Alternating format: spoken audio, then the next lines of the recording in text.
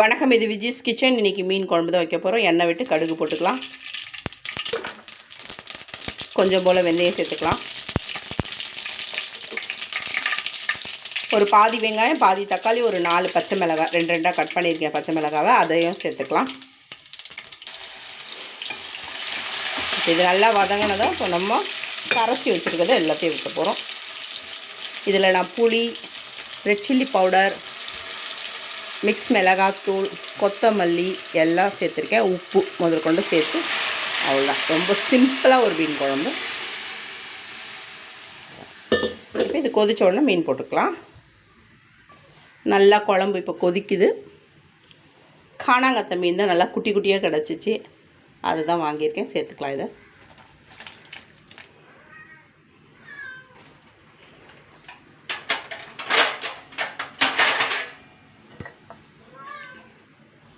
மீனை சேர்த்துட்டு மூடி போட்டு நல்லா சிம்மில் வச்சு ஒரு 15 நிமிஷம் நல்லா கொதிக்கணும்.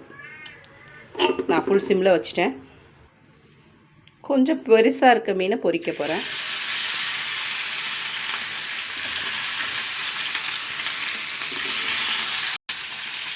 அவ்வளோதான், போட்டாச்சு. கொஞ்சம் நேரம் கழித்து திருப்பி போட்டுக்கலாம். ஒரு பக்கம் வெந்துட்டு மறுபக்கம் திருப்பிக்கலாம்.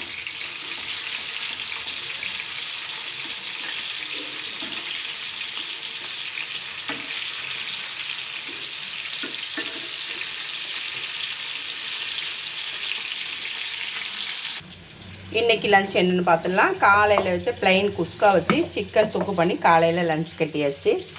இப்போ இதுக்கு நேற்று வச்ச மட்டன் குழம்பு, இதை கொஞ்சம் ஆல்ட்ரேஷன் பண்ணியிருக்கேன் கத்திரிக்காய் போட்டு. ஏன்னா கொஞ்சம் உப்பு ஜாஸ்தி ஆகிட்டதுனால ஒரு தக்காளி, ஒரு வெங்காயம், ஒரு 2 கத்திரிக்காய் போட்டு மட்டன் குழம்பு ஆல்ட்ரேஷன் பண்ணியிருக்கேன்.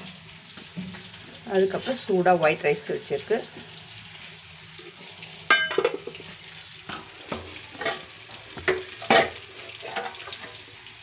மீன் குழம்பு ஒரு பக்கம் ரெடி ஆகிட்டுருக்கு. சிம்மில் மீன் பொரிஞ்சிட்ருக்கு. இன்றைக்கி தான் லஞ்சுக்கு.